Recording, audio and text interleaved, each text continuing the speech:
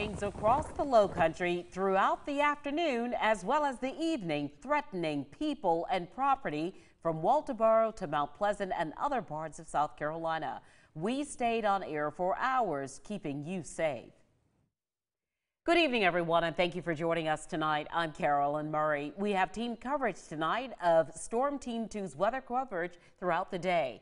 News 2's Lexi Moore is in Mount Pleasant, where there is storm damage and many people have lost power.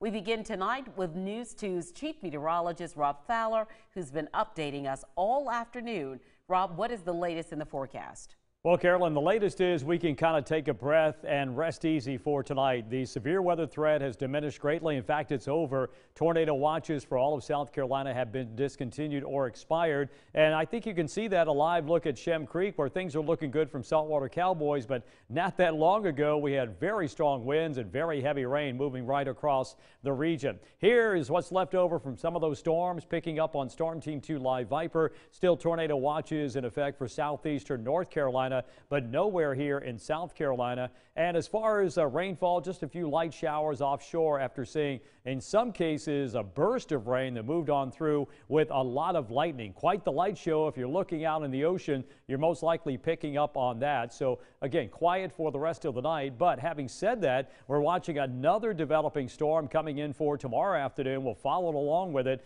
This is a cold front. As it moves in, we'll start to see showers and thunderstorms develop. This is tomorrow evening as we get into Georgia, and then that'll be moving across South Carolina by later, probably about 24 hours from now, and then that moves offshore with a few light showers left over on Thursday morning, and then clearing skies. The way it looks right now, the parameters probably not as substantial as what we saw today. Not saying we won't see pockets of severe weather, that's a possibility, but in terms of widespread, I just don't think that's going to happen. But here's the way it looked as we moved through the 9 o'clock hour, and here's the way we expect it to look by midnight as those storms are moving offshore. So Carolyn, right now, things are looking good tonight. We'll probably do it again tomorrow afternoon and evening, and then after that, it's smooth sailing, cooler weather and drier weather for the rest of the week going into the weekend.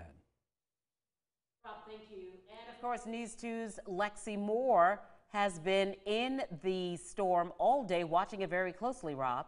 She has. Lexi, I know you have been in the storm, and I know you saw it up close and personal, so you've seen some of the damage in the area. Kind of give us a briefing about what you're seeing right now and what you saw earlier tonight.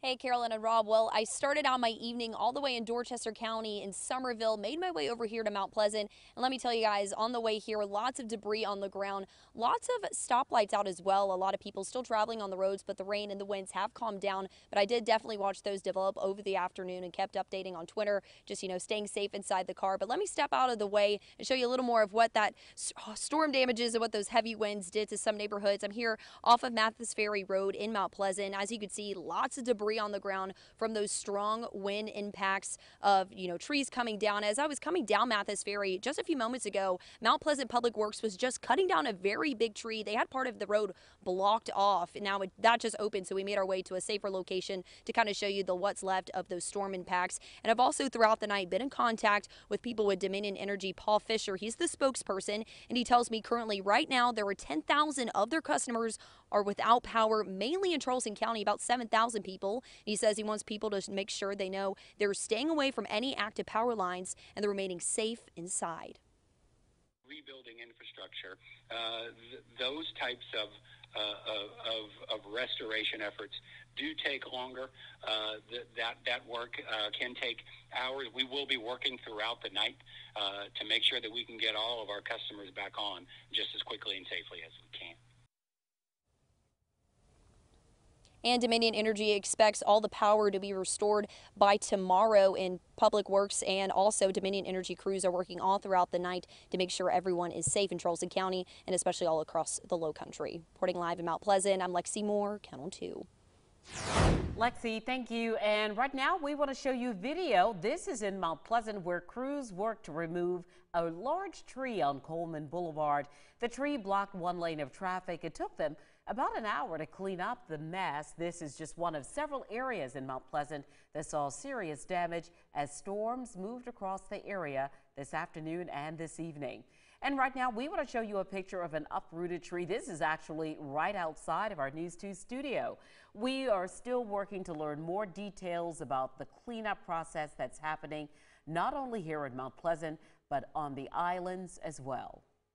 And the weather caused headaches on the road because of a number of stoplights being knocked out by the storm. In downtown Charleston, especially, several very busy roads had traffic tie-ups as a result of the problems in those areas.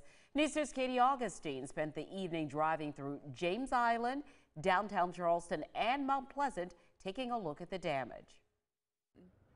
You can see some of the impacts of this storm system that's been making its way through the low country all throughout our Tuesday afternoon and evening. Crews working to clean up a downed tree on Coleman Boulevard near Bayview Drive.